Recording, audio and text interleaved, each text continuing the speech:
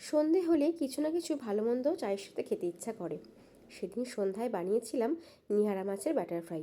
হ্যাঁ, ভেটকি মাছের বাটার ফ্রাই তো অবশ্যই ভালো লাগে, কিন্তু বিশ্বাস করুন, একবার নিহারা মাছের বাটার ফ্রাইটা বানিয়ে দেখবেন, সত্যিই খেতে ভালো লাগে। তো নিহারা মাছগুলো কিন্তু আমি কাটিনি, মানে মাঝখান থেকে এমনি কেটে নিয়েছিলাম, কাঁটাটা কিন্তু বের করে নিইনি। এই অবস্থাতেই কিন্তু ভালো করে পরিষ্কার করে ধুয়ে নিয়ে আদা রসুন বাটা, কাঁচা লঙ্কা, ধনেপাতা বাটা, লেবুর রস, গোলমরিচের গুঁড়ো, একটু ভিনিগার আর নুন দিয়ে কিন্তু অনেকক্ষণই প্রায় আমি ম্যারিনেট করে রেখে দিয়েছিলাম। এবং ম্যারিনেট করে রাখার পর কিন্তু বেশ খানিকটা জল এখান থেকে বেরিয়েছিল। এই জলটা কিন্তু আমি ফেলে দিয়েছিলাম। এই যে ম্যারিনেট করে অনেকক্ষণ রেখে দিয়েছিলাম, নর্মাল টেম্পারেচারে রেখেছিলাম, ফ্রিজে রাখিনি।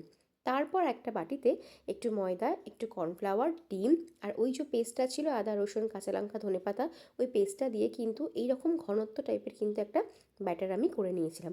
ও আরেকটু কিন্তু খাবার সোডাও দিয়েছিলাম একটু ক্রিস্পি হওয়ার জন্য।